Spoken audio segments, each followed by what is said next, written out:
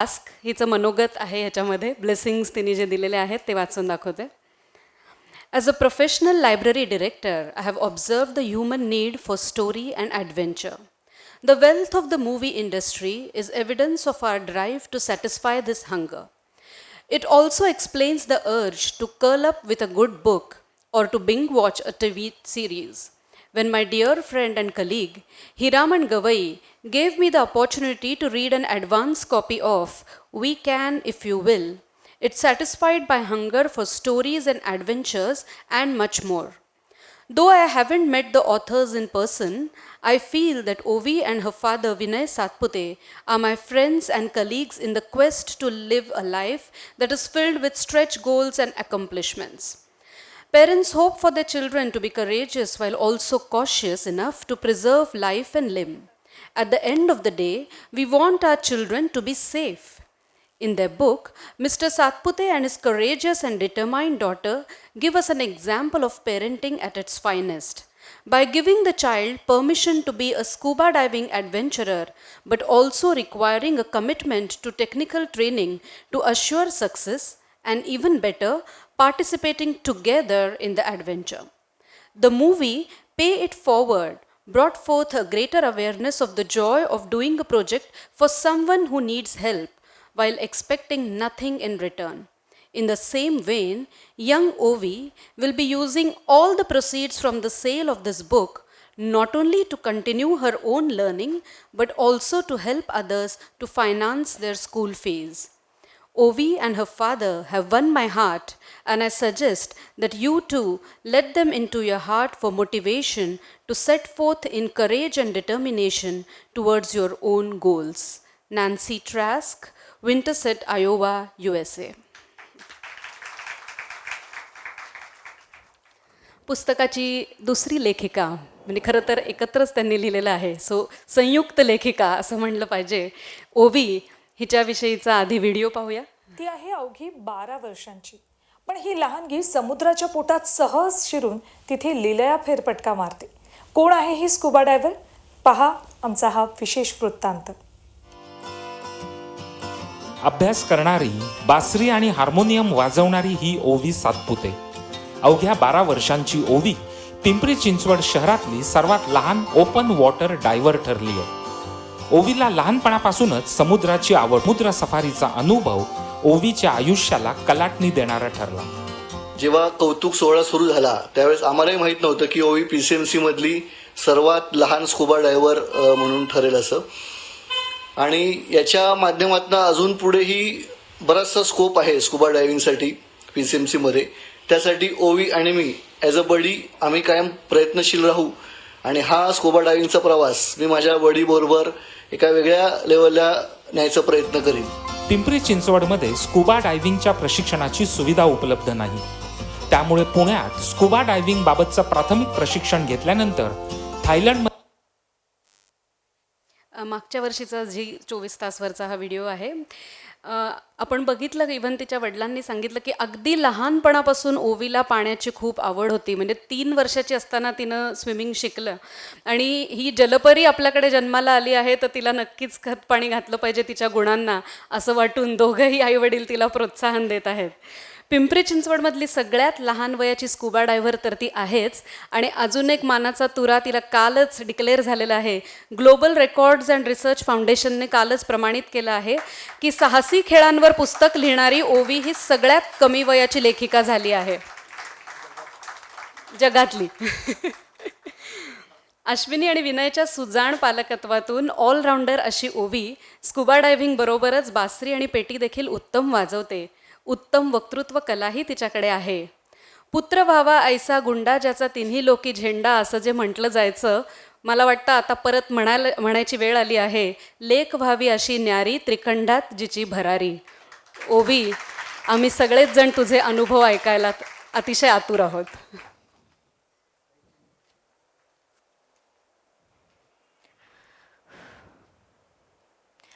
Honorable Dice, parents and friends, an exuberant evening to all of you. Friends, I said good evening. That's the energy. In these 10 to 15 minutes, I am going to tell you about my journey as an 8th standard student to a scuba diver and now as an author. Next. मित्रांनो, प्रत्येकालाच विमानात बसून परदेशी जाण्याची इच्छा असते. तशीच माझी सुद्धा एक इच्छा होती. माझे पप्पा दरवर्षी कामानिमित्त किंवा लेजर टूरसाठी परदेशी जायचे. त्यांना दरवर्षी विचारल्यावरती की मला कधी नेणार, त्यांचं एकच उत्तर असायचं, तू 8वीत गेल्यानंतर तुझी पहिली इंटरनॅशनल टूर करून दे. मग शब्द दिल्याप्रमाणे त्यांनी 7वीचा रिझल्ट लागल्यानंतर माझा पासपोर्ट काढला आणि मग ठरलं असं की ती टूर फक्त एक लेजर टूर न करता त्याच्यासोबत एक चॅलेंजिंग ॲक्टिव्हिटीसुद्धा झाली पाहिजे. मग ती चॅलेंजिंग ॲक्टिव्हिटी ठरली ही स्कूबा डायव्हिंग. तर ती कशी ठरली मित्रांनो, तर ती अशी. हा आहे जेम्स कॅमरनचा फोटो. James Cameron is a Canadian film maker, a social worker and a deep sea explorer. ह्यांच्या काही मूवीज आहेत, अवतार, टर्मिनेटर जेनेसिस, ट्रू लाईज, ह्या सगळ्या मूवीज तर आपण बघितलेल्याच आहेत. पण त्यांच्या एक रेकॉर्ड म्हणजे Mariana trench, which is the deepest point of the ocean till now discovered, ज्याचा तळ आत्तापर्यंत माणसाला सापडलेला नाही आहे. इथे त्यांनी 11 किलोमीटर खोल, विच इज 35,994 फीट खोल, 20 मिनटं सोलो स्कूबा डायव्हिंग केलं. I was thrilled after watching this documentary and I casually asked my dad, can we do this? To which my dad instantly replied, why not? मित्रांनो, ही होती scuba डायव्हिंगची खरी सुरुवात. आणि मग शोध सुरू झाला स्कूबा डायव्हिंगच्या ट्रेनिंग सेंटरचा आणि ओळख झाली ॲब्सोल्यूट स्कूबाशी. ॲब्सोल्यूट स्कूबा पॅडी या इन्स्टिट्यूटचा अंडर येतं. पॅडी एक इंटरनॅशनल इन्स्टिट्यूट आहे. पॅडीचा फुल फॉर्म आहे professional association of diving instructors. Diving म्हणजे स्कूबा डायव्हिंग आणि स्कूबाचा फुल फॉर्म आहे self contain underwater breathing apparatus. तर ह्याच्या अनेक एक्झाम्समध्ये पहिली एक्झाम म्हणजे ओपन वॉटर डायव्हर सर्टिफिकेशनची. त्याच्यात 3 एक्झाम्स असतात. पहिली म्हणजे नॉलेज डेव्हलपमेंट, कन्फाईन्ड वॉटर डाईव्स आणि ओपन वॉटर डाईव्स. तर ह्याच्यातल्या नॉलेज डेव्हलपमेंटमध्ये आपल्याला एक 250 पेजेसची मॅन्युअल वाचायची असते आणि त्याच्यावरती लेखी आणि तोंडी परीक्षा द्यायची असते. कन्फाईन्ड वॉटर डाईव्समध्ये जी काही प्रॅक्टिकल नॉलेज आपण त्या मॅन्युअलमधनं घेतली आहे ते सगळे प्रॅक्टिकल स्किल्स आपल्याला 6 आणि 16 फुटाच्या स्विमिंग पूलमध्ये करून दाखवायला लागतात. आणि ओपन वॉटर डाईव्स म्हणजे जे काही प्रॅक्टिकल स्किल्स आपण स्विमिंग पूलमध्ये करून दाखवलेले आहेत तेच सगळे प्रॅक्टिकल स्किल्स आपल्याला ओपन वॉटर म्हणजे समुद्रात करून दाखवायला लागतात.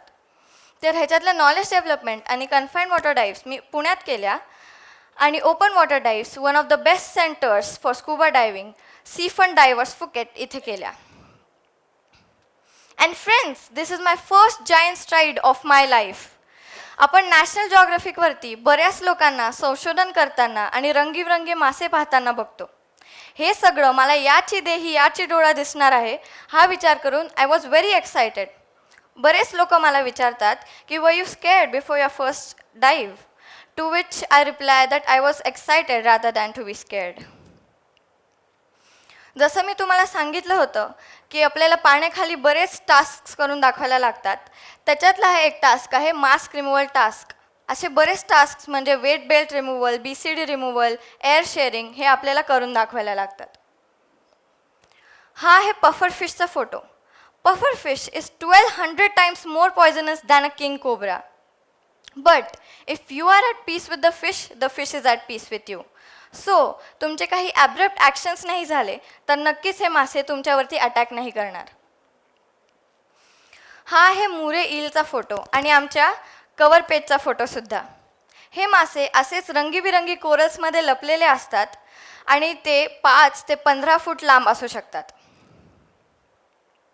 हा आहे लायन फिशचा फोटो. हा आहे लायन फिश. लायन फिशच्या स्पाईक्सवरती आपला कुठलाही बॉडी पार्ट पडला तर ते आपल्या बॉडीमध्ये वेनम सोडतं, which is highly dangerous for a nervous system. But friends, risk कसाच नाही आहे, अगदी इथून घरी जाण्यापर्यंत सुद्धा रिस्क आहे. पण फरक हा आहे की काही रिस्क आपण नकळत घेतो आणि काही रिस्क घेण्यासाठी आपण विचार करतो. स्कूबा डायव्हिंगचं सगळ्यात महत्त्वाचं ॲप्लिकेशन आणि हायली पेड ॲप्लिकेशन म्हणजे अंडर वॉटर फोटोग्राफी आणि अंडर वॉटर मॉडेलिंग. ते इतकं हायली पेड ॲप्लिकेशन आहे कारण की पाण्याखाली आपल्याला खूप कंपोज्ड राहायला लागतं. कारण की आपला कुठलाही बॉडी पार्ट पाण्याच्या बेडला टच झालेला नाही पाहिजे, कारण की पाण्याच्या बेडवरती खूप सारे पॉयझनस मासेसुद्धा राहत असतात. हा आहे सियाम बेचा पॉईंट. इथे आम्हाला असे बरेच एलिफंट स्टॅच्यूज दिसले आणि इथल्या गव्हर्नमेंटनी तिथे कोरल कॉन्क्रीटचे ब्लॉक्स टाकले होते, जेणेकरून त्याच्यावरती कोरल्स उगवतील आणि तिथे अजून मासे राहायला येतील. स्कुबा डायव्हिंगची खरी मजा म्हणजे आपला क्रू. फुकेटच्या क्रूमध्ये आम्हाला बऱ्याच कंट्रीजचे लोक भेटले. कोणी इस्रायलचं होतं, कोणी फ्रान्सचं होतं, कोणी जर्मनीचं होतं, तर कोणी बेल्जियमचं होतं. ह्या क्रूमध्ये मी आणि पप्पा सगळ्यात ज्युनियर होतो, तसंच बाकीचे सगळ्यात सिनियर होते, कारण की ते सर्टिफाईड डायव्हर्स होते. ही आहे आमची instructor Annabelle Chhatre, who is a French Canadian, आणि तिनेसुद्धा या बुकमध्ये आमच्याबद्दलचा एक्सपिरियन्स आणि तिच्या लाईफमधला प्रवास लिहिला आहे. तिचं लाईफसुद्धा आउट ऑफ बॉक्स थिंकिंगचं एक चांगलंच एक्झाम्पल आहे. ही आहे Sophia, who is from Argentina. ती इथे तिच्या फॅमिलीपासनं 2 महिने लांब राहत होती, कारण की तिला डाईव्ह मास्टरचा कोर्स करायचा होता आणि ती इथे अर्न अँड लर्न करून राहत होती. तर हा होता आत्तापर्यंतचा माझा फुकेटच्या डायव्हिंगचा प्रवास. आणि हा आहे नेत्रायणी मुरुडेश्वर कर्नाटकचा फोटो.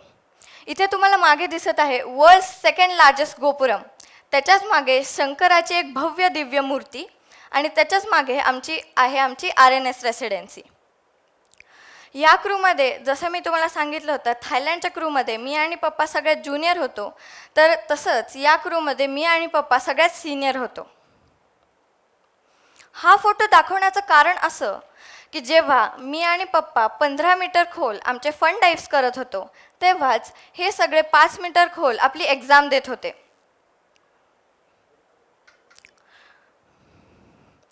तर झालं असं की इथे 2 जीव घेणे प्रसंग घडले.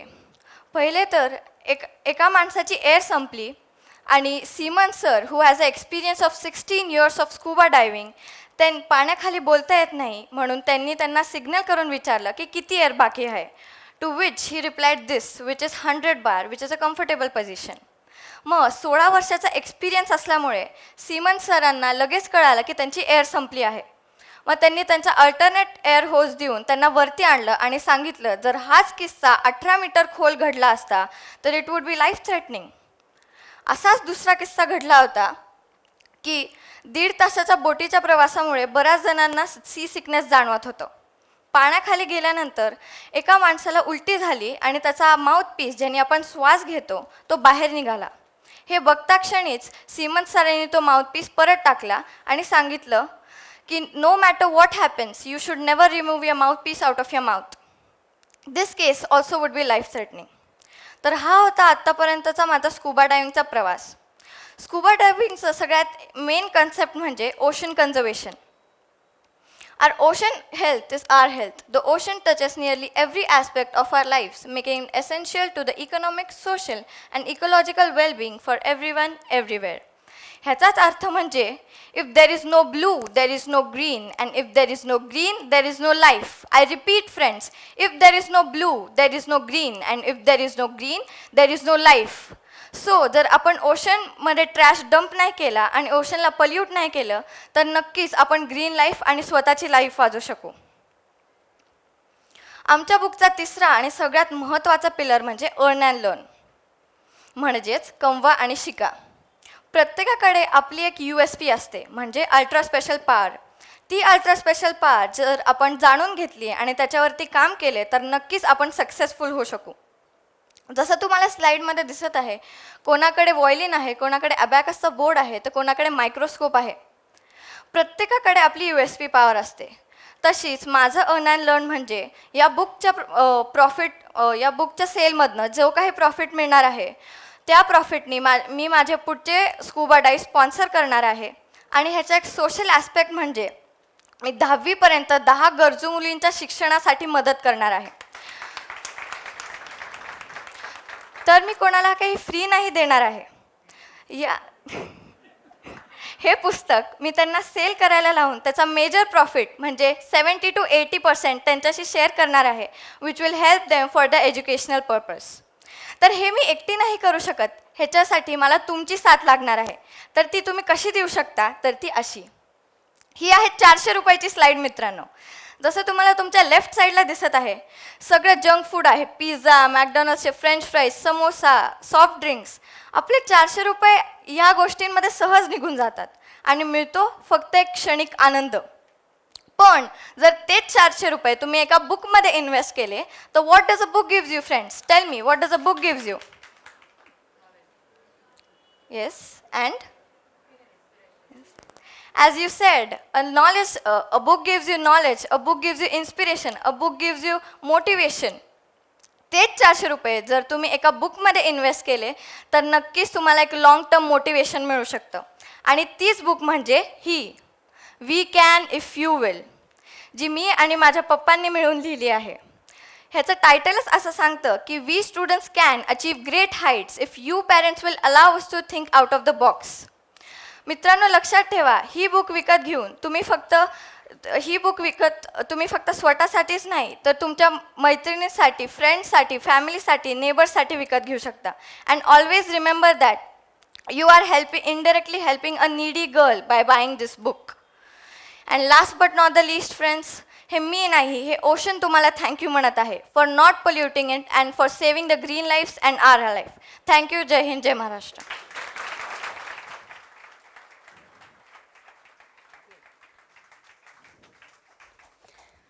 वंडरफुल प्रेझेंटेशन ओवी.